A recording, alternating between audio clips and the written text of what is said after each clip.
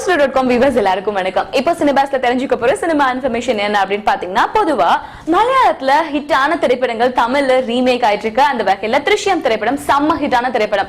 அந்த திரைப்படம் உலக நாயகன் நடிப்புல பாபநாசம் அப்படின்ற பேர்ல உருவாயிட்டு இருக்கு.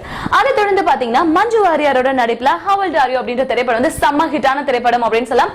சோ அந்த திரைப்படம் வந்து பாத்தீங்கன்னா தமிழ்ல ஜோதிகா நடிக்க உருவாயிட்டு இருக்கு.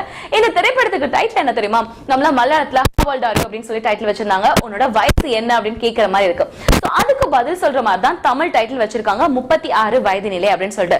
கிட்டத்தட்ட 16 வயது நிலை திரைப்படம் தமிழ்ல வந்து ஸ்ரீதேவி, கமலஹாசன், ரஜினி சார் இவங்க எல்லாம் நடிச்சிருந்தாங்க பாரதி ராஜா அவரோட இயக்கத்துல.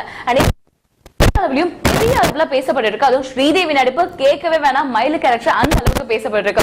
சோ இந்த படம் 36 வயது நிலை அப்படின்னு சொல்லி வச்சிருக்காங்க. இந்த படத்துல ஜோதிகா ஒரு நல்ல அழகான கேரக்டர் நடிச்சிருக்காங்க அப்படின்றது மட்டும் இப்போதைக்கு தெரியுது. ஃபர்ஸ்ட் லுக் மட்டும் ரிலீஸ் பண்ணிருக்காங்க. மத்த எந்த ஒரு விஷயமும் இந்த படத்தை பத்தி தெரியல. சோ வெயிட் பண்ணி பார்ப்போம். கண்டிப்பா ஜோதிகா பெரிய லாங் கேப்க்கு அப்புறம் வரதுனால இந்த படம் கண்டிப்பா ஒரு பெரிய ஹிட்டா அமையறதுக்கு நம்மளோட வாழ்த்துக்களை தெரிவிச்சுக்கலாம். அண்ட் இந்த மாதிரி சினிமா இன்ஃபர்மேஷன் அப்டேட்ல அப்பப்ப தெரிஞ்சுக்கணும் அப்படின்னா tamil.com வந்து பாருங்க.